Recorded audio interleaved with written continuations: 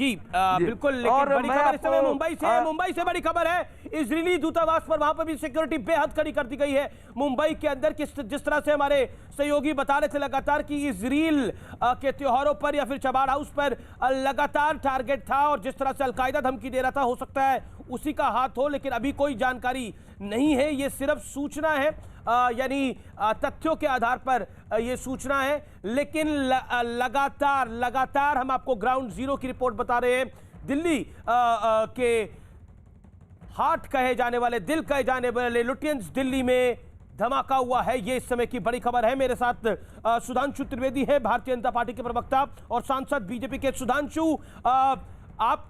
मैं आपका रुख करूंगा, लेकिन मैं पहले विपक्ष का सुप्रिया श्रीनेत के पास सीधा चलता हूं। सुप्रिया, बड़ा अनफॉर्चुनेट एक ब्लास्ट हुआ है। निश्चित तौर पर जांच चल रही है, पुलिस की जांच में को हम प्रीएम्प्ट नहीं करना चाहते, लेकिन क्या आपको लगता है this is a lapse? No, I didn't get you at all. मुझे आपका बस एक अनफॉर्चुनेट पार्ट सुनाई दिया था, उसके बाद नहीं सुनाई दिया। सुप्रिया, जो मैं खबरें सुन रही हूँ टेलीविजन चैनल पर और जो ग्राउंड रिपोर्ट, जी ये अनफॉर्चुनेट एक ब्लास्ट हुआ है इजरायली एम्बेसी के बाहर, और क्या आपको लगता है एक सिक्योरिटी लैप्स है? क्योंकि अलर्ट लगातार था कि इजरायली दूतावास इजरायली फेस्टिवल्स में टारगेट हो सकता है। अमीश जी, मैं सबसे पहले तो ये कहूंगी कि जितनी भी खबर आप ही के टेलीविजन के माध्यम से आ रही है वो बहुत चिंताजनक है। और चिंताजनक इसलिए है क्योंकि देश की, राष्ट्र की राजधानी दिल्ली में इस तरह का हादसा हो रहा है। और मैं बार बार कहती आ रही हूं, इसमें दलगत राजनीति की भी बात नहीं है, लेकिन मैं बार बार कहती आ रही हूं कि पिछले एक साल में देश की राजधानी दिल्ली में दो बड़े हादसे, पहले दिल्ली के दंगे, फिर 26 जनवरी का उपद्रव, और अब ये लुटियंस दिल्ली जैसे सेंसिटिव जोन में, जहां से आपका बिल्कुल सही है, stones throw away parliament house है, प्राइम मिनिस्टर्स आवास है, प्राइम मिनिस्टर्स ऑफिस है, बाकी सारे सरकारी कर्मचारियों के आवास है। बहुत बड़ी चिंता का विषय ये सिक्योरिटी लैप्स है, ये इंटेलिजेंस लैप्स है। और इसलिए देश पूछेगा कि राष्ट्रीय सुरक्षा की धज्जियां क्यों उड़ रही हैं। और आप कह रहे हैं अमित शाह जानकारी ले रहे हैं, उनको लेनी चाहिए, उनकी जवाबदेही बनती है, क्योंकि दिल्ली पुलिस गृह मंत्रालय को डायरेक्ट रिपोर्ट करती है। आज ये बहुत चिंताजनक विषय है कि राष्ट्र की सुरक्षा की धज्जियां उड़ रही हैं और कोई जवाबदेही नहीं है गृह मंत्री की। जी आई थिंक अभी तो गृह मंत्री जानकारी ले रहे होंगे।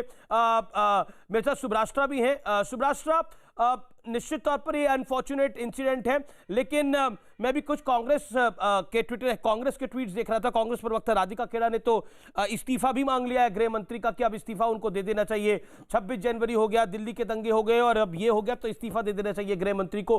क्या आपको लगता है कि कहीं ना कहीं पॉलिटिक्स अब हो रही है इस पूरे विषय को लेकर?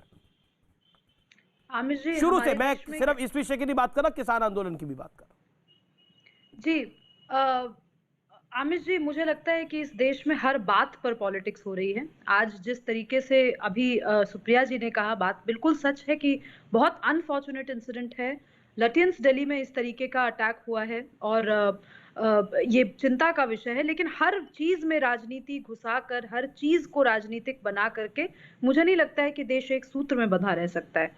आज जब ये धमाका हुआ है तो मुझे ऐसा लगता है कि हम सभी लोगों को एक दूसरे की कुशल क्षेम पूछ करके कुछ चीजें समय पे छोड़नी चाहिए। अभी आई एम श्योर कि गृह मंत्री जी जब आएंगे तो वो अपना पक्ष भी रखेंगे, सरकार का पक्ष भी रखा जाएगा, लेकिन उसके पहले ये विषय ऐसा है कि अभी दिल्ली पुलिस, अभी ब्लास्ट हुआ है, दिल्ली पुलिस की इन्वेस्टिगेशन चल रही है, तो निश्चित तौर पर कुछ भी प्रीएम्प्ट करना, कुछ भी कमेंट करना जायज नहीं होगा, क्योंकि इन्वेस्टिगेशन इज ऑन। और ये लो इंटेंसिटी धमाका है, इसमें भी कोई दो राय नहीं है। चप्पे चप्पे पर न्यूज 18 के संवाददाता है, दिल्ली धमाके के ऊपर हमारी पूरी की पूरी टीम इस समय ग्राउंड जीरो पर है। हमारे तकरीबन 10 रिपोर्टर इस समय ग्राउंड जीरो पर मौजूद हैं, और बॉम्बे में भी पूरे देश में हाई अलर्ट है। बॉम्बे में भी इजरायली एम्बेसी के आगे काफी सुरक्षा कड़ी कर दी गई है। सुधांशु त्रिवेदी मेरे साथ जुड़ रहे, बीजेपी के सांसद राज्यसभा और बीजेपी के प्रवक्ता। Sudhanshu Trivedi, your first take. देखिए, सुरक्षा को लेकर इस समय जो वातावरण बना हुआ है अंतर्राष्ट्रीय स्तर पर, वो अत्यंत संवेदनशील है।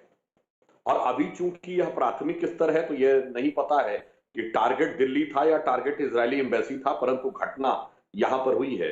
यह अपने आप में चिंताजनक है, परंतु यह भी दर्शाता है कि इस समय हम इंटरनेशनल नेटवर्क से जुड़े हुए हैं, कोई चीज सेपरेट नहीं है। और इस समय में जबकि यह देश इतने संवेदनशील समय से गुजर रहा है, उस समय जब गणतंत्र दिवस का मुख्य समारोह था, तो बकौल हमारे किसान आंदोलन के नेताओं के उपद्रवी तत्व घुस आए और उन्होंने जाकर लाल किले के ऊपर जाके तांडव और उपद्रव कर दिया और समापन समारोह के समय में यह स्थिति हुई।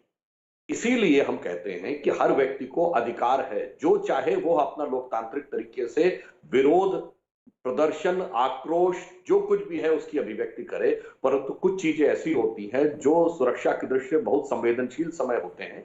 यदि उन समयों को किनारे रखकर किया जाए तो ज्यादा बेहतर होता है। आप खुद सोचिए कि इस समय आप किसी भी 26 जनवरी को जाएं तो देश के चप्पे चप्पे पे, और दिल्ली में तो एक मेट्रो स्टेशन हो, रेलवे स्टेशन हो, हवाई अड्डा हो, बस अड्डा हो, बाजार हो, मार्केट हो, कितना दबाव दिल्ली पुलिस के ऊपर रहता। और उस समय ही आप ठीक उसी समय में आंदोलन करना चाहेंगे। ठीक उसी समय में जब ये पूछा जा रहा था ना दिल्ली पुलिस क्या कर रही थी 26 जनवरी को, मैं ये भी कह रहा हूं उसको यह भी ध्यान रखना पड़ता है कि जो कुछ घटनाक्रम हो रहा है कहीं ये डाइवर्जनरी टैक्टिक, यानी हिंदी में कहें ध्यान भटकाने के लिए तो नहीं है कि कोई बड़ी घटना किसी दूसरी तरफ होनी है इसलिए ये एक तरफ हो रहा हो। तो अनेक प्रकार के जो इंटेलिजेंस इनपुट आते हैं उन सबको ध्यान में रख के निर्णय लेना पड़ता है। इसलिए मैं कहना चाहूंगा इस घटना के संदर्भ में तो जब कुछ प्राथमिक निष्कर्ष आएंगे तो हम लोग कुछ प्रतिक्रिया दे सकते हैं। मैं सीधा रुख करता हूं अमित पांडे का। गृह मंत्रालय के बाहर वो खड़े हैं, गृह मंत्रालय एक्शन में आ गया है। अमित पांडे, क्या रिपोर्ट है, क्या जानकारी है? Amit Pandey, over to you. Amit Pandey. Amit ji ji Amish, गृह मंत्रालय के बाहर आप खड़े हैं, एक्शन में है क्या होम मिनिस्ट्री?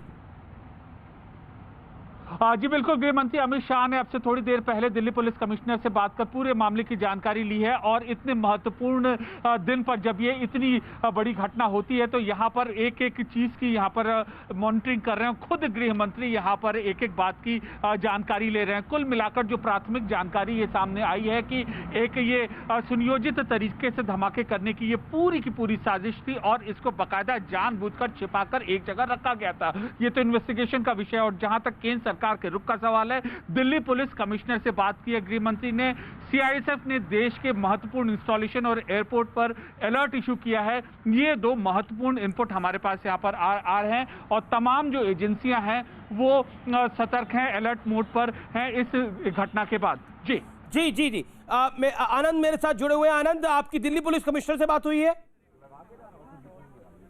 जी देखिए Amish, Delhi police commissioner SN Shrivastava ने अभी न्यूज 18 से फोन पे बात की है और उनका सीधे तौर पे कहना है कि हमें नहीं लगता है कि ये कोई आतंकी धमाका है और ये शरारती तत्वों की ये साजिश है। कुछ अहम क्लू हैं वो हमें मिले हैं, हम जल्द इस केस को सुलझा लेंगे। तो एक बड़ा बयान जो है वो दिल्ली पुलिस कमिश्नर ने बड़ा बयान, ब्रेकिंग न्यूज, ये बड़ी खबर है। This is breaking news. Delhi police commissioner ने हमारे सहयोगी आनंद तिवारी से बातचीत करी और उन्होंने बोला है ये टेररिस्ट अटैक नहीं है, ये कुछ शरारती तत्वों का काम है और गुत्थी को हम सुलझा देंगे, हमारे पास बड़े सुराग हैं। यानी थैंक गॉड ये टेररिस्ट अटैक नहीं है। और आनंद, और अपडेट क्या आपके पास? जी देखिए, जैसा कि ये लुटियंस का इलाका है, वीवीआईपी इलाका, अमीश, कई सीसीटीवी यहाँ पर मौजूद हैं। इसलिए दिल्ली पुलिस कमिश्नर ने दावे के साथ ये कहा है कि हमें कुछ क्लू मिले हैं। जाहिर तौर पर ये क्लू सीसीटीवी से मिले होंगे कि कौन शख्स किस तरह से आया, वो यहाँ पर उसने वारदात की और यहाँ से निकला है। कई जो इलेक्ट्रॉनिक सर्विलांस है उनके जरिए भी पड़ताल की जा रही है। जहाँ पे जितने मोबाइल टावर हैं आसपास से, उस दौरान इस पूरी घटना के दौरान किन किन लोगों ने किस किस लोगों से बात की है, इनकी भी सीडीआर निकाली जा रही है। तो दिल्ली पुलिस ने जिस तरह से दावा किया है कि आतंकी धमाका हमें नहीं लगता है अब तक, ये एक शरारती तत्वों का काम है। तो अपने आप में ये कई तरह के मायने हैं कि 26 जनवरी के ठीक बाद, जब 26 जनवरी को दिल्ली में हिंसा हुई, लाल किले पर हिंसा हुई, उससे पहले किसानों के लगातार आंदोलन चल रहे थे और उसके बीच अगर इजराइल एम्बेसी के पास, वो भी ब्रीटिंग रिट्रीट के कार्यक्रम के दौरान जब तमाम वीवीआईपी वहां पे पहुंचे थे, तमाम दिल्ली पुलिस की तमाम बड़ी फोर्स जो है वो वहां पे मौजूद थी, पैरामिलिट्री फोर्स वहां पे मौजूद थी। उस दौरान आखिर कोई शख्स कैसे इजराइल एम्बेसी तक पहुंचा और उसने इतनी बड़ी वारदात को अंजाम दिया। लो इंटेंसिटी का ब्लास्ट यहाँ पे किया जिसमें 3 गाड़ियां जो है वो डैमेज हुई हैं, जिसकी तस्वीरें भी दर्शक देख रहे हैं लगातार। जी जी आनंद, मैं आपके पास वापस लौट के आऊंगा। यानी सुप्रिया, आपने अभी सुधांशु को थोड़ी देर पहले सुना। दिल्ली पुलिस कमिश्नर की हमारे संवाददाता से बातचीत हुई है और उनका कैटेगोरिकली कहना है कि ये टेररिस्ट अटैक नहीं है, ये शरारती तत्वों द्वारा किया गया है। मैं आपसे अब, क्योंकि मैं बहस के विषय पर आता हूं, क्या आपको लगता है कि ये आंदोलन भी एक तरह का प्रयोग ही है? क्योंकि यहां पर राकेश टिकैत के तो आंसू सबको दिख रहे हैं, दिखने भी चाहिए, लेकिन जो पुलिस वाले घायल हुए, जो 450 पुलिस वाले घायल हुए, उनके आंसू नहीं दिख रहे, उनके परिवार वालों के आंसू नहीं दिख रहे। जो कुछ पुलिस वाले जिंदगी भर खड़े नहीं हो पाएंगे, उनकी तकलीफ किसी को नहीं दिख रही। कोई नेता वहां नहीं गया, किसी नेता ने उनकी सुध नहीं ली। ऐसा है, आपका जो प्रोग्राम का नाम ही है, आपने प्रयोग पूछा है, तो पहले मैं उसी का जवाब दे देती हूं। यह बिल्कुल प्रयोग है, और यह प्रयोग है इस देश में जीते जागते लोकतंत्र को एक दम्भी सरकार को याद दिलाने का। यह प्रयोग है किसानों को अपने हक के लिए लड़ने को उठाने का।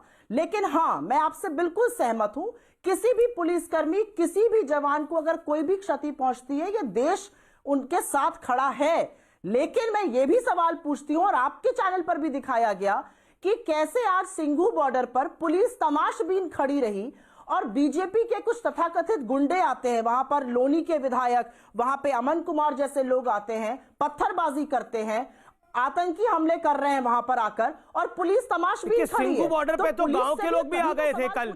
सिंघू बॉर्डर पे तो कल गांव के लोग भी आ गए थे, वो कह रहे हैं हमारा रास्ता खाली करो। सिंघू बॉर्डर पे तो गांव के लोग भी आ गए थे, वो कह रहे हैं हमारा रास्ता खाली करो। अगर आपको याद हो शो पे, मैं आपको याद दिलाती हूं, जब हम लोग कल शो पर बात कर रहे थे तो मैंने कहा था कि इस किसान आंदोलन की अंत्योष्टि न्यूज 18 के स्टूडियो में नहीं लिखी जा सकती है, और वही हुआ। आज किसान फिर से अपने हक के लिए खड़ा है और पूरी बाजी पलट गई है। और सच ये है कि इससे सरकार का नुकसान हो रहा है। थोड़ी संवेदनशीलता दिखाइए। लेकिन देखिए, इस समय सरकार के नुकसान और सरकार के फायदे की बात नहीं है। मैं तो सवाल पूछ रहा हूं कि पुलिस वालों के ऊपर, आज भी एक पुलिस वाले के ऊपर तलवार चलाई गई है सिंधु बॉर्डर के ऊपर। क्या आपको लगता है कि ये प्रदर्शन, ये जो प्रदर्शनकारी है, ये किसान है, ये किसान लग रहे हैं? क्या आपको लगता है जिन्होंने ट्रैक्टर चला दिए पुलिस वालों के ऊपर, जिन्होंने बैरिकेड तोड़ दिए, जो लाल किले पे पहुंच गए, वो किसान थे? कौन सा इलाका है दिल्ली का जिसको बख्शा गया? कौन सा इलाका है दिल्ली का जिसको बख्शा गया? पुलिस वालों पर चारों तरफ से अटैक हुआ। उन पुलिस वालों की कोई, सब कह रहे हैं कि हम पुलिस वालों के साथ करें, लेकिन सब लोग राकेश टिकैत के पास तो जा रहे हैं, लेकिन जिस एसएचओ के आंसू थे, उस एसएचओ के आंसू किसी ने नहीं देखे। जिसकी पसली टूट गई, उस परिवार से किसी ने हाल जाके नहीं पूछा। वो पुलिस वाले क्या करेंगे? 100 पुलिस वाले जो जिंदगी पर खड़े नहीं हो पाएंगे, उनका घर कौन चलाएगा? उनका दर्द किसी को है ही नहीं। दर्द सिर्फ एक तरफा है। दर्द जो लोग मार रहे हैं, जो लोग पीट रहे हैं, जो लोग गुंडागर्दी कर रहे हैं, वो कल रो रहे हैं। जो बक्कल खोलने की बात कर रहे थे, वो अब रो रहे हैं और वो बेचारे बन रहे हैं। और जो पुलिस वाले पिट रहे हैं, उनके बारे में कोई सोचेगा नहीं। बोलिए सुप्रिया जी। देखिए, मैं दो चीजें कहूंगी, और मैं दो चीजें बड़ी जिम्मेदारी से कहूंगी कि गांधी के इस देश में, आप मुझसे पूछ रहे हैं कि नहीं पूछ रहे हैं? जी, आप ही से पूछ रहा हूं, बोलिए ना आप सुप्रिया जी। हाँ, मैं बस 30 सेकंड में एक बात कहना चाहती हूं कि मुझे लगता है दो चीजें नहीं करनी चाहिए। गांधी के इस देश में अगर किसी आंखों से आंसू छलक गए तो उसका उपहास और उसको ड्रामा नहीं बताना चाहिए, क्योंकि जब मोदी जी भी पार्लियामेंट में रोए थे तो देश को सहानुभूति हुई थी उनका दर्द देखकर। जब योगी जी अपने मुकदमे वापस कराने के लिए पार्लियामेंट में रोए थे, तब भी देश ने देखा था। तो किसी के आंसू का उपहास मत उड़ाइए, पहली बात गांधी के इस देश में। दूसरी बात मैं एक जरूर कहूंगी कि गांधी के इस देश में अगर पुलिस तमाशबीन होकर खड़ा देखती है कि कैसे बीजेपी के गुंडे आकर, और उनको आप आम जनता बिल्कुल मत बुलाइए, सारा वीडियो एविडेंस अब प्रूव कर चुका है, पत्थर उठा के वो फेंक रहे हैं, पुलिस वाले खड़े हुए हैं। ये कौन सा कानून है? ठीक है, सुधांशु त्रिवेदी, अब आपने काफी देर बोला, सुधांशु त्रिवेदी एंड देन सुब्राष्ट्रा। Sudhanshu Trivedi, make your point. Sudhanshu Trivedi, वो लोग बीजेपी के गुंडे थे तो सिंधु बॉर्डर पे आ गए, लेकिन आज एक एसएचओ पर तलवार से हमला हुआ है, उसकी उंगली कटी है। सुप्रिया जी ने एक बात बोली, मैं उनकी बात से बिल्कुल सहमत हूं। किसी के भी आंसू को ड्रामा नहीं बोलना चाहिए, एक यथार्थ बोलना चाहिए। इसीलिए यह एक प्रयोग है। ये कैसा प्रयोग है? यह एक प्रयोग है उस पार्टी के द्वारा जिनकी अध्यक्षा के आंखों में असलियत में आंसू आए थे आतंकवाद के आरोपियों के लिए। कभी सुरक्षा बलों के जवानों के लिए आंसू नहीं आए। यह एक प्रयोग है उस पार्टी के लिए जिसने संसद पे हमले के मुख्य आरोपी के लिए कहा था, हम शर्मिंदा हैं कि तेरे कातिल जिंदा हैं और वो हालात का मारा था, मंत्रियों ने ट्वीट किए। यह एक प्रयोग है उसके मुख्य मास्टरमाइंड के लिए, जुडिशियल किलिंग करने वाले लोगों के लिए, जिन्होंने आधी रात में जाकर सर्वोच्च न्यायालय को खुलवाया था। किसके लिए यह प्रयोग है? उन लोगों के लिए जो सुरक्षा बलों के जवानों के लिए कभी आंसू नहीं आते, अलग बात है, उनको कैसे सजा दिलवाई जा सके कि मानव सुरक्षा बलों का तो कोई मानवाधिकार होता ही नहीं है, सिर्फ आतंकवादियों का मानवाधिकार होता है। यह उन लोगों के लिए भी एक प्रयोग है। और यह एक प्रयोग है एक ऐसी पार्टी के द्वारा जो कि राजनीतिक जमीन खो गई। तो ऐसे आंदोलन पिछले 1 वर्ष में देखने को मिले जिसका कोई सिर और कोई पैर नहीं था। सिर पैर क्यों कह रहा हूं? क्योंकि जो लिखित था उस पर कोई बात करने को तैयार नहीं था, आंदोलन का कोई नेता नहीं था। ऐसे आंदोलन थे, शाहीन बाग हो या किसान आंदोलन, जहां अमीश जी हमने रोज शाम को टेलीविजन पर उनके प्रतिनिधियों को देखा, मगर एक प्रतिनिधि कोई नहीं था। और पिछली बार तो सर्वोच्च न्यायालय बात करने गया तो वहां कोई प्रतिनिधि नहीं बात करने के लिए, और इस बार कहते हैं सर्वोच्च न्यायालय से बात नहीं करेंगे। बहुत सोचा समझा प्रयोग है देश के अंदर अव्यवस्था उत्पन्न करने का, कि first stage of demoralisation then the stage of destabilisation, यानी पहले आशंकाएं और भ्रम उत्पन्न करो और उसके बाद अस्थिरता उत्पन्न करो। मगर मैं मानता हूं कि देश की जनता बहुत समझदार है और गांधी के इस देश आज में, राहुल गांधी के इस देश में आतंकियों और हत्यारों के लिए आंखों में आंसू आते हैं उस पार्टी के द्वारा जो गांधी की आप गोडसे के उपासक हैं, इसलिए आप महात्मा गांधी की बात न करें। सुधांशु त्रिवेदी जी ऐसे सच्चे उपासक हैं कि न्यूयॉर्क, सुनिए, न्यू जर्सी में गांधी जी की प्रतिमा पर आपत्ति हो तो 100 बिलियन डॉलर जिसकी आत्मा किसान है, $100 मिलियन का, सॉरी $100 मिलियन का मुकदमा ओवरसीज कांग्रेस दर्ज कर देती है। मगर वॉशिंगटन डीसी में महात्मा गांधी की प्रतिमा के साथ अपमान हो जाए तो चूक नहीं निकलती है। इसलिए क्या संयोग है और क्या प्रयोग है, गांधी की बात करने का नैतिक अधिकार नहीं है। ठीक है सुब्राष्ट्र, ये महात्मा गांधी तक लड़ाई चली गई, लेकिन आज तो राहुल गांधी ने प्रेस कॉन्फ्रेंस करी थी, और राहुल गांधी ने शुक्रवार को प्रेस कॉन्फ्रेंस करी, उन्होंने बोला कि ये देश अस्थिर हो रहा है और सरकार को सोचना चाहिए, युवा भी अब कूद पड़ेगा तो क्या करेगी सरकार। क्या आपको लगता है कि शाहीन बाग, क्या आपको लगता है ये किसान आंदोलन ये एक प्रयोग है? आप देखिए, शाहीन बाग हुआ, दिल्ली में हिंसा हुई, किसान आंदोलन हुआ, दिल्ली में हिंसा हुई, लाल किले के प्राचीर तक ये लोग चढ़ गए। कुल मिलाकर स्थिति परिस्थिति ऐसी बनाओ कि कंफ्यूजन पैदा हो जाए हर जगह। अमित जी, मैंने बहुत ज्यादा किसान आंदोलन पर कोई टिप्पणी नहीं की। उसका एक कारण यही रहा कि शाहीन बाग वाला जो पूरा प्रोटेस्ट चला, उससे लेकर के अब तक इस देश में कई तरीके के मुद्दों को सामने लाया जाता है। मूलतः वो पॉलिसी के मुद्दे होते हैं, लेकिन पॉलिसी पे कोई बात नहीं करना चाहता। विपक्ष पूरी तरह से तर्कहीन होकर के मैदान में उतरता है और एक लार्जर एजेंडे पे बात की जाती है। घूम फिर करके वो लार्जर एजेंडा मोदी सरकार को निरस्त करने का होता है। मोदी, उनके हिसाब से मोदी जी को और अमित शाह जी को जनता की अदालत में आकर के कह देना चाहिए कि जनता से गलती हुई कि आपने हमें चुना, ये लीजिए मेरा इस्तीफा। इस तरीके की इस पूरे प्लॉट को ढकने के लिए ये लोग अलग अलग रूप में सामने आते हैं। पर राहुल गांधी की प्रेस कॉन्फ्रेंस, राहुल गांधी कह रहे हैं कि देश अस्थिर हो सकता है अगर इसी तरह की स्थिति चलेगी, क्योंकि युवा भी ज्वाइन कर जाएगा। जी, राहुल गांधी जी को देश की में अस्थिरता हो उसके पहले उनको पता नहीं कैसे पूरी जानकारी होती है। जब देश बॉर्डर पे लड़ रहा होता है तो राहुल गांधी चाइनीज एम्बेसडर से गुपचुप मीटिंग करके आते हैं। ये तो माजरा बहुत बड़ा है ही आमिर जी। इस बात को तो लेकर के मुझे लगता है सारे नेशनलिस्ट लोग हमेशा इस बात को की कवायद करते हैं कि राहुल गांधी की असली राजनीति क्या है। इस पे एक बार टिप्पणी जरूर की जानी चाहिए और मीमांसा होनी चाहिए। मैं फिर से और बहुत जिम्मेवारी पूर्वक कह रही हूँ आमिर जी, एक अर्ध इटालियन व्यक्ति जो अपने आप को विपक्ष का सबसे बड़ा नेता मानता है, उस पर देश को एतबार नहीं है। मैं आपको रोकूंगा, एक बाइट आ रही है, इंपॉर्टेंट बाइट आ रही है, सुनते हैं क्या कह रहे हैं।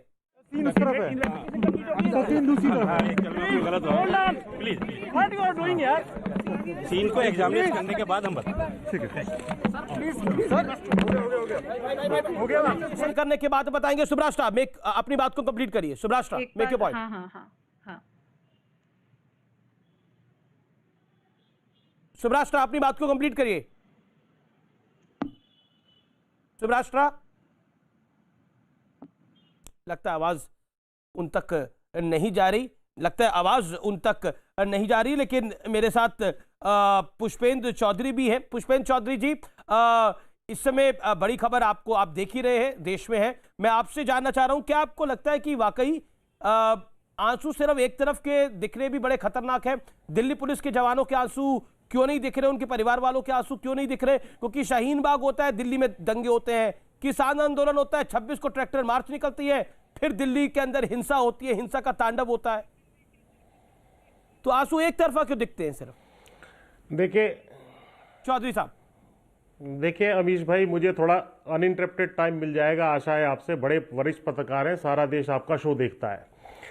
किसान और जवान इस देश के दो स्तंभ हैं और दोनों ही किसान के बेटे हैं। दोनों को भिड़ाने का काम जिस प्रकार से 26 जनवरी को किया गया, उसकी जितनी भर्त्सना की जाए वो कम है। आपने जो मार्च निकल रहा था उसमें अपने आदमी लाल किला, जो सबसे सुरक्षित स्थान माना जाता है, जिसका नाम लाल किला है, जो किला है जो तोपों से भी नहीं टूटता, उसके अंदर 1-1.5 हजार आदमी आराम से चले जाते हैं और वहाँ झंडा आरोहण कर देते हैं। उसके बाद सेल्फी फेसबुक लाइव करते हैं, फिर प्रोसेशन निकाल करके निकल लेते हैं। ये कहाँ चौक चाक चौबंद आपकी जो हाई अलर्ट वाली व्यवस्था होती है 26 जनवरी को, वो कहाँ चली गई थी? तो कहीं ना कहीं जवाब देना पड़ेगा। किसके इशारे पर उसके गेट खोले गए? मैंने आपके जो पत्रकार हैं उनके पास भी भेज दिया था वीडियो। आराम से गेट खोले जा रहे हैं, लोग चले जा रहे हैं। अरे अगर उनके हाथ में कुछ लाठी डंडे भी थे, मैं उनकी कड़ी भर्त्सना भी करता हूं, हिंसा की भी भर्त्सना करता हूं। भर्त्सना तो मैं सुन रहा हूं, आराम से चले, आपकी भर्त्सना तो मैं सुन रहा हूं। आप कह रहे थे कि जवान और किसान देश के ही पार्ट है। जवान तो हाथ जोड़ के खड़ा था, कह रहा था कि मत करिए। तलवार चलाई जा रही थी, लाठी बाजी जा रही थी, ट्रैक्टर चढ़ाया जा रहा था। आपने देखे 450 पुलिस वाले खुद ही घायल हो गए, 450 पुलिस वाले खुद ही घायल हो गए, पुलिस वालों की पसलियां खुद ही टूट गई। मतलब अगर हम लॉजिक को भी, अगर हम इलॉजिकल भी हो तो एक लिमिट तक तो हो। हम तो इलॉजिकल भी एक अनलिमिटेड हो रहे हैं। आप खुद सोचिए चौधरी साहब, आप वरिष्ठ आदमी, आप कैसी बात कर रहे हैं? जवाब दीजिए इस बात का। पुलिस वाले खुद ब खुद पिट रहे थे, पुलिस वालों ने अपने लोग लगाते थे कि हमें मारो, तुम हमें 20 फुट उठानी दीवार से नीचे गिरो। कौन थे वो लोग जो कर रहे थे? और जो लोग कहते हैं लाल किले पे हो रहा था, नांगलोई जाके देखते हैं क्या हो रहा था, आईटीओ जाके देखते हैं क्या हो रहा था। कौन से बॉर्डर पे कुछ नहीं हुआ? आज सिंधु बॉर्डर पे फिर एक एसएचओ के ऊपर तलवार लगाई गई है। क्या करेंगे इस बात का आप? आंसू सिर्फ एक तरफ के दिख रहे हैं, पुलिस वालों के परिवार वालों के आंसू नहीं दिख रहे, जिनकी पसलियां टूट गई, जो ताउम्र चल नहीं पाएंगे। बता रहा हूं, उनका दुख और दर्द नहीं है। और जय जवान और जय किसान हो रहा है। कर लिया ये प्रोग्राम में 3 बार रिपीट कर लिया आपने, ये बात आपने 3 बार रिपीट कर लिया। मैं 5 बार रिपीट कर लूं, अब अपनी बात को बोलिए। आपके अंदर यदि नहीं, अरे मेरे भैया, मैं आपको वीडियो भेज दूंगा जिसमें जो है ट्रैक्टर गुजर रहा है और उसके सीधा एम लेकर के जो है फायर किया जा रहा है पुलिस वालों द्वारा, आंसू गैस के गोलों का। अगर आप उसको चला दे तो बातें मत करिए। अगर पुलिस वालों ने फायर करा, वीडियो भेजिए, मैं चलाऊंगा। नहीं, मैं ये भड़काने का काम बंद करिए। ये गलत न्यूज मत दीजिए सर। नहीं, चौधरी साहब, पुलिस वालों ने एक गोली नहीं चलाई, एक गोली किसी किसान को नहीं लगी, एक गोली किसी किसान को नहीं लगी। पुलिस वाले 450 घायल हो गए। पुलिस वालों के संयम को सैल्यूट है। गैस के गोले आपको सुनाई नहीं दे रहा क्या? Sudhanshu Trivedi wants to respond. Sudhanshu Trivedi wants to respond. BJP MP wants to respond. Sudhanshu, देखिए पुष्पेंद्र जी ने जो बात बोली, मैं बात गंभीरता से कहता हूं। उनका ये कहना है कि उनके पास ये वीडियो है कि आंसू गैस का गोला फेंका गया। यही बात तो आपसे कहना चाहता हूं। जब आपने खुद स्वीकार कर लिया कि कोई भी उपद्रवी तत्व आकर घुसकर कुछ भी कर सकते हैं, तो 26 जनवरी वाले दिन पुलिस कैसे यह मान ले कि एक ट्रैक्टर लेके जो आदमी आ रहा है वो किसान ही है, या किसान के का रूप धर के आया हुआ कोई आतंकवादी है? इसकी गारंटी कौन देने वाला था? और आपने एक वीडियो तो कहा, मैं पूछना चाहता हूं, 32 किसान यूनियन थी, ज्यादा नहीं। हर नेता का सिर्फ एक फोटो दिखा दीजिए जहां पर कि वो ट्रैक्टर के दल का नेतृत्व कर रहा हो या उपद्रवियों को रोकने का प्रयास कर रहा हो। सिर्फ एक फोटो दिखाइए, 32 फोटो दिखा दीजिए, हमें मत दिखाइए, सोशल मीडिया पे पोस्ट कर दीजिए। कहां सब अंतर ध्यान हो गए भाई? ये रोकते हुए लोग कहां अंतर ध्यान हो गए? सारे नेता कहां गायब हो गए? और जो भड़काने वाले वीडियो थे वो सब दिखाई पड़े। देखिए, मैं एक और बात भी कहना चाहता हूं, मैं एक और बात कहना चाहता हूं। देखिए, 26 जनवरी को फाइनल मैच होगा। ले लीजिए मेरा जवाब। ये क्या मैं केंद्र नहीं, मैं 2 वाक्य कह दूं फिर आप दीजिएगा। 26 जनवरी को फाइनल मैच होने वाला था, ये बयान किसका था? सरकार की तरफ से था क्या? और यही दीप सिद्धू था ना जब वो अंग्रेजी में बोल रहा था 15 दिन पहले और किसी ने सवाल कर दिया ये अंग्रेजी बोलने वाला किसान कैसे, तो छाती ठोक ठोक के कहा गया था क्यों किसान अंग्रेजी नहीं बोल सकता, अब हमारे नए लड़के हैं पढ़े लिखे, तब तो बहुत बड़ा आपका स्टार था, अचानक आपको घुसपैठिया नजर आने लगा, तो 15 दिन तक घुसपैठिया क्यों नहीं नजर आया, ये बात। और अंत में मैं सिर्फ एक बात आपसे कहना चाहता हूं, सिर्फ एक बात। देखिए राकेश जी भावनात्मक व्यक्ति है, राकेश टिकैत जी, मान लिया मान्यवर, यही तो मैं कहना चाहता हूं, ये भावनात्मक मुद्दा नहीं है कि अंग्रेजों भारत छोड़ो या मंदिर वहीं बनाएंगे, ये कानून का मामला है, यहां दिल से नहीं दिमाग से काम करना होगा। और सरकार कह रही थी भाई एक एक लाइन एक एक शब्द के ऊपर आओ, हम बात करने को तैयार हैं। अच्छा ठीक है सुधांशु जी, अब चौधरी साहब भी कुछ कहना चाह रहे हैं, उनको भी 40 सेकंड सुन लीजिए। चौधरी साहब। नहीं मेरे ये क्या बात हुई, मुझे रेस्पॉन्ड करने नहीं देते आप, मुझे रेस्पॉन्ड क्यों नहीं करने देते? अरे चौधरी साहब आप ही को रिस्पॉन्ड करने के लिए दे रहा हूं, उसके बीच में आपने इनको अरे चौधरी साहब सुधांशु जी को रोककर आप ही को रिस्पॉन्ड करने के लिए दे रहा हूं। मैंने सुधांशु त्रिवेदी को बोला, अब आपकी बात हुई, चौधरी साहब बोलेंगे, कमाल की बात है। जी आपको सुनाई कम दे रहा है या सुनना कम चाह रहे हैं? निवेदन करूंगा, धन्यवाद। हाँ धन्यवाद। डिले होकर आवाज आती है, आपको पता है अच्छी तरीके से। देखिए मैं आपको राकेश टिकैत जी का वीडियो अभी ब्रेक आएगी तो भेज दूंगा सुधांशु जी, जिसमें वो खुद लठ लेकर के अपने ही आदमियों को, लड़कों को जो इधर उधर हो रहे थे उनको पीट रहे हैं। आपको इधर चलिए, आपको भेज देंगे और आपको दूसरा वीडियो में मैं भेज दूंगा। लेकिन आप ये बताइए कि इतनी हाई सिक्योरिटी जोन में आदमी सेल्फी फेसबुक लेकर के यहां से गायब अच्छा, हो गया। वीडियो आप खेल रहे हैं चौधरी साहब, तो वो वीडियो तो सुना होगा आपने, बक्कल खोल दूंगा लाल किले पर हमारा मेल मिलाप होगा जवानों और किसानों का, वो वीडियो तो आपने सुना होगा। वो वीडियो भी आपने देखा होगा जब पुलिस के आगे तलवारबाजी जा रही है, वो वीडियो भी देखा होगा जब ट्रैक्टर के ऊपर जब ट्रैक्टर पुलिस वालों के ऊपर चढ़ रहा है, वो वीडियो भी देखा होगा जब पुलिस वालों को 20 फुट दीवार से नीचे गिरा जा रहा है, वो सारे वीडियो आपने देखे होंगे ना। मैंने पहले कहा है, मेरी सुन तो लीजिए, जिसने भी हिंसा की है चाहे वो मैं ही क्यों ना हूं, पकड़ के तुरंत जेल में डालिए, मैं तैयार हूं। ओके सुधांशु जवाब, ठीक है आपने बोला 20 सेकंड जवाब, लेकिन अभी मैंने कहा ही कुछ नहीं। अच्छा 20 सेकंड सुधांशु, 20 सेकंड में आप अपनी बात को रखिए, देन मेरे को आप बोलिए सुधांशु। मैं ये कहना चाहता हूं, ये दम जो है सरकारों का ठीक नहीं है। आप 2 सीट से 300 सीट पर आए हैं, किसान को जो है आतंकवादी और देशद्रोही बताना बंद करिए। सुधांशु जवाब 300 से फिर 2 सीट पर आप आ जाए। जनाब दम्ब सरकार के बयान में नजर आया, ये लाठी गोटी लेके आ जाना बक्कल उखाड़ देंगे, ये दम्ब का बयान था, ये सरकार का बयान दम्ब का है। और जो आपने कहा हाई सिक्योरिटी जोन में घुस गए, सुरक्षा बल ऐसे स्वचालित और उच्च स्तरीय हथियारों से लैस थे, यदि इतने आतंकवादी भी घुसे होते तो बिछा दिया होता सबको, परंतु अफसोस घर को लगा दिया घर के चिरागों ने। हम गेहूं के साथ घुन नहीं पिसने देना चाहते थे। आप ही खुद कह रहे हैं, आपने कहा कि राकेश टिकैत जी का हम फोटो दिखा सकते हैं, ये बाकी 32 कहां गए? तब तो सारा संयुक्त है, और अब जी मैं अपना देखूं बाकी से कोई मतलब नहीं। ये क्या गजब का बात है? या तो कोई सबका जिम्मेदारी ले और या फिर कहे कि मेरी सिर्फ मेरी जिम्मेदारी है, बाकियों से मतलब नहीं।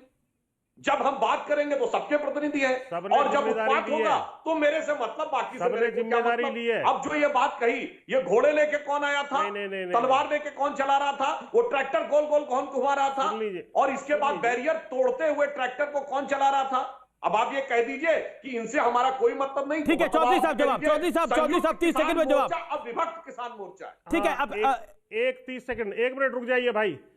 आपका जो है भाजपा वालों का एक पैटर्न है, चाहे वो सीएए की हिंसा हुई हो, उसके बाद दिल्ली दंगे हुए हो, और जेएनयू की हिंसा हुई हो उनके पीछे, और चाहे ये लाल किले, सारे आदमी आपके अंत में नजर आते हैं। आप आंदोलनों को बदनाम करने का काम करते हैं, खालिस्तानी पाकिस्तानी बताने का काम करते हैं, और जब वो कामयाब नहीं होता अपने आदमी भेज कर उनको हिंसा कराते हैं। आ जाइए आप यहाँ पर गाजीपुर बॉर्डर पर, जो आपका विधायक लोनी का वो पहुंचा हुआ था, उसके विरोध में अभी धरना चल रहा है यहाँ कौशाम्बी थाने में। आज भी मैं धरने से आ रहा हूं, कुछ दिन पहले आपके खिलाफ धरना चल रहा है कि उसको भेज करके 400 लड़कों को भेज करके आपने वहां भी हिंसा कराने की कोशिश करी थी कल रात को।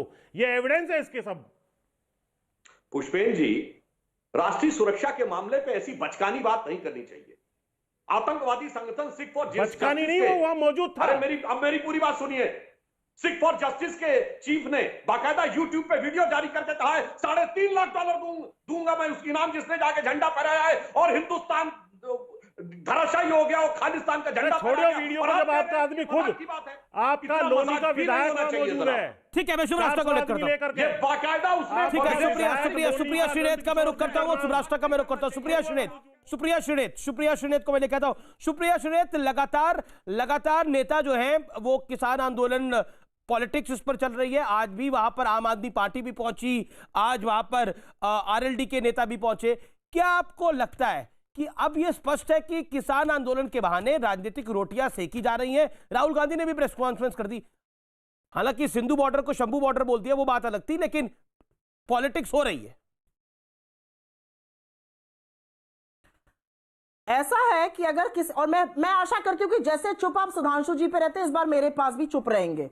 मैं 30 सेकंड में, क्योंकि अपनी बात खत्म करूंगी, मैं बहुत देर से बोलना चाह रही थी। सबसे पहले तो अर्ध इटालियन कहने वाले अपनी कुत्सित मानसिकता दिखाते हैं और भारत की संस्कृति की अवहेलना करते हैं। दूसरी बात, गांधी की बात वो लोग नहीं कर सकते जो गोडसे के उपासक है। पहले प्रज्ञा को अपनी पार्टी से निकालिए, और मैं उनको साध्वी इसलिए नहीं कहती क्योंकि मैं हिंदू धर्म का पालन करती हूं, वो साध्वी नहीं है। उनको पार्टी से निकालिए, फिर गांधी की और उनकी आत्मा की बात करिएगा। तीसरी बड़ी बात आपने बिल्कुल सही कही, जहां दंगे होते हैं ये पैटर्न बनता है। जेएनयू में कोमल शर्मा, दिल्ली दंगों में कपिल मिश्रा, अनुराग ठाकुर, यहां पर दीप सिंधु। ये पैटर्न है कि जिसके ऊपर शक की सुई जाती है उसका बीजेपी से कुछ संबंध होता है। और आपको क्या तकलीफ है अगर पॉलिटिशियंस इस पर बोलना चाहते हैं? हम इस देश का हिस्सा है, हम इस देश की पब्लिक लाइफ में है, हम पॉलिसी को बिल्कुल अपोज करेंगे। दिल्ली दंगों में उमर खालिद ने कुछ काम नहीं किया था। अहंकार छोड़ दे। आम आदमी पार्टी के काउंसलर ने कुछ नहीं किया था।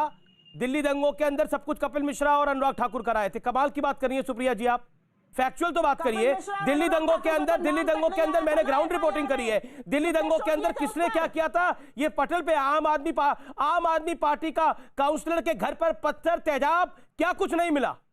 उसके पड़ोसी कह रहे थे कि आग के गोले वहां से आ रहे थे। उसके मकान के उसका घर सिर्फ बचा, सामने के घर सारे जल गए, सामने की दुकानें सारी जल गई। दिल्ली दंगों की ग्राउंड रिपोर्टिंग में आपको दिखाऊं दिल्ली दंगों के अंदर क्या कुछ हुआ था।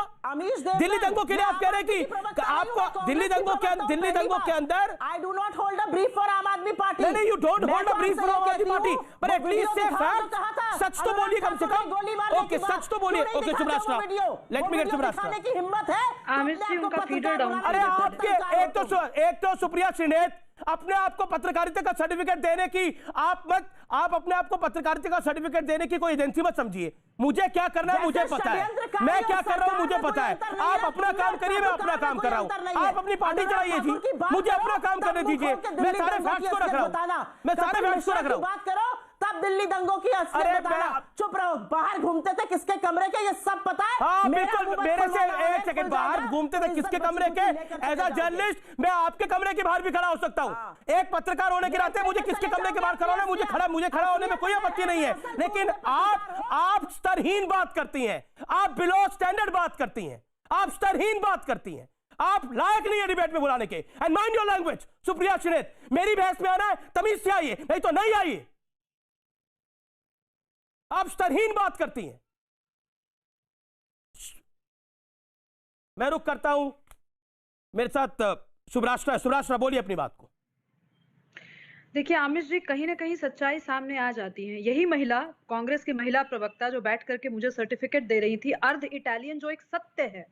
राहुल गांधी की नानी इटली से हैं, उनको इटली की विरासत से अगर मैंने जोड़ दिया तो कौन सा बड़ा काम कर दिया।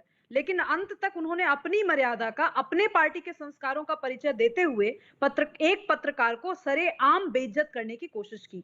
लेकिन सुप्रिया श्रीनेत जी ये भूल गई कि कोई भी व्यक्ति जो जमीन से उठ करके अपने प्रोफेशन में जहां पर भी आगे पहुंचता है, उसके लिए वो कई दरवाजों पर जाता है। सुप्रिया जी, आप लोगों को मालूम नहीं होगा क्योंकि आप लोगों के लिए हमेशा दरवाजा खोला गया है, प्रिंसेस और प्रिंसेसेस ने खोले होंगे। लेकिन हम जैसे लोगों के लिए हर दरवाजे पे हम गए हैं, हर दरवाजे पे हमने अपनी चप्पलें घिसी और तब यहां पर पहुंचे। इसीलिए आप अपनी भाषा, अपनी मर्यादा सुधार लें और तब जाकर के मीडिया पे या मीडिया में आने वाले लोगों के कैरेक्टर पे सर्टिफिकेट बांटने की कोशिश करें। एक बात मैं कहना चाहती हूँ आमिर जी, मूल मुद्दे पे आते हुए, शाहीन बाग की वो नानियां दादियां जो ऑर्गेनिक प्रोटेस्ट कर रही थी, वो कहां चली गई? सिटीजनशिप अमेंडमेंट एक्ट किसी तरीके से पीछे तो लिया नहीं गया। तो ये क्या माजरा था कि अचानक से पूरा प्रोटेस्ट खत्म हो गया? ये किसान आंदोलन क्या, मैं ये लिख करके दे रही हूं, यूपी इलेक्शंस के बाद अगर ये किसान आंदोलन का एक भी किसान नेता आपको सामने दिखा, मैं पैनल डिस्कशन में आना बंद कर दूंगी। मैं ब्रेक के लिए रुक रहा हूं, मुझे ब्रेक के लिए रुकना पड़ेगा, लेकिन एज अ रिपोर्टर आपको कवरेज करनी पड़ती है और मुझे इस बात का गर्व है कि मैंने पत्रकारिता करी है और रिपोर्टिंग करी है और इसीलिए दरवाजों पे हम गए हैं, इसलिए मुझे उस बात का कोई गुरेज नहीं है। लेकिन कुछ लोग जो अपनी बपौती समझते हैं, उन लोगों को समझ जाना चाहिए कि यह देश बदल रहा है। मैं ब्रेक के बाद वापस आ रहा हूं।